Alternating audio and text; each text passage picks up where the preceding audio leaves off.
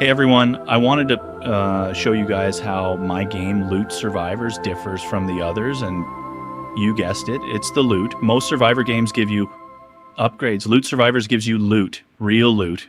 Items that roll, items that disappoint you, and items that change how you play the entire run.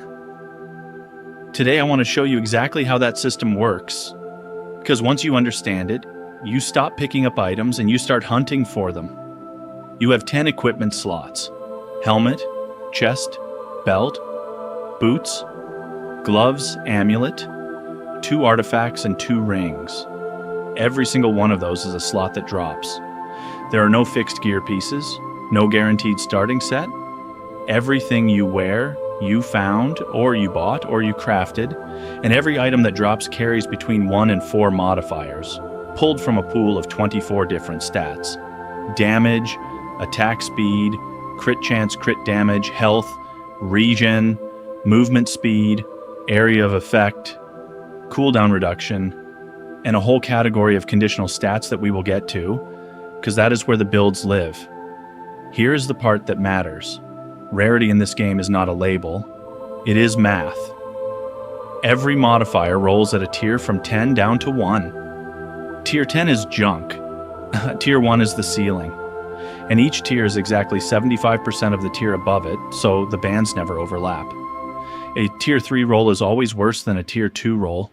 Always. No ambiguity, no crossover. The item's color and its name come from the single best modifier on it. A tier 10 item is a gray common. Tier 9 is uncommon. Then primal, mystic, ancient, sturdy, enchanted, rare, epic, and at the very top, Tier 1, Legendary. And look at this number in the item name, that is the best modifier count over the total. 2 out of 4 means this item has 4 modifiers, and 2 of them rolled at its best tier. That distinction is everything. A Legendary with 1 out of 4 is a 1-line item with 3 pieces of garbage attached. A Legendary with 3 out of 4 is a run-defining piece. Same color, completely different item. Item quality does not scale with your character level. It scales with the floor.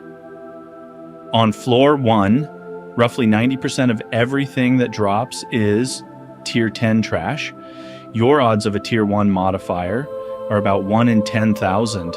By floor 20, more than a quarter of every modifier that drops is tier 1. So progression in this game is not a number going up on your character sheet. It is you pushing deeper because the loot table itself gets better, floor by floor. Every floor you survive is a permanently better drop pool. Every stat can roll 2 ways, flat or percentage. Flat is adds 15 damage. Percentage is 16% increased damage. Early on, flat wins. Your base numbers are tiny, so percentage of nothing is nothing. But percentages multiply your flats. So the further you get, the more 1 percentage roll is worth. Flat is your floor. Percent is your ceiling.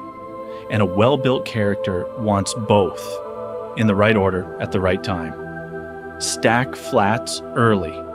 Pivot to percent once your base is big enough to be worth multiplying. Now the interesting half of the stat pool, a big chunk of modifiers only apply under a condition: damage while standing still, damage while moving, attack speed while still or while moving. Crit chance and crit damage split the same way. Health-based ones, damage at low health, which triggers under 30%, damage at full health and movement speed at full health, and positional ones, damage at close range, when an enemy is within 4 units of you, and damage at long range, when nothing is within 8. These are the strongest rolls in the game, and that is deliberate because they cost you something. A standstill build in a game about being swarmed is a real commitment. A full health build in a game that constantly chips you is a real commitment. The conditional stats are not a bonus. They are a contract, which brings us to uniques. Uniques are hand-designed. There are 16 of them, 2 for every item type, and they sit above the entire tier system in their own orange rarity. You cannot craft them, you cannot modify them, and they carry more modifiers than a normal item is allowed to. But that is not what makes them special. Every unique breaks a conditional rule. Look at this. Berserker's Visage. It gives you 24 flat damage at low health, 145% increased damage at low health, and 65 crit damage. And then the line at the bottom, you are always considered to be at low health. Always. Even at full health. It just turns the condition on permanently. And the price is right there in the tooltip too. 55% less maximum health. Rage burns brightest at death's door, so you live there. Here is Executioner's Grips. Enormous still damage, 25% crit chance while still, 130 crit damage while still, and it treats you as permanently standing still, even while you are sprinting away from a swarm. The cost is 40% of your attack speed. Phantom Striders. Always considered moving. Massive damage while moving, and it removes 100% of your health regeneration. To stop is to die, so never stop. Juggernaut Plate. Double your maximum health, permanent standing still damage, and 40% less movement speed. Now that is the design of every unique in the game.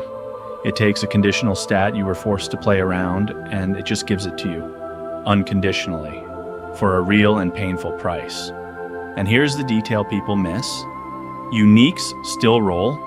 Each modifier rolls between 75 and 100% of its design ceiling. So, there is a bad Berserker's Visage, and there is a perfect Berserker's Visage. And they are not the same item, and if the floor will not give you the item you want, you make it. Every item in your stash can be worked on with gold. Roll adds a new modifier, and it gives you 3 to choose from. For 100 gold. Unroll removes a random modifier for 200. Focused. Unroll lets you pick exactly which one dies for 600. Upgrade takes a random modifier 1 tier better for 1200. And Focused Upgrade lets you choose the modifier you want to push for 1800. That is the whole loop. Loot Survivors is on Steam. Link is in the description. Go wishlist it, and I will see you on floor 20.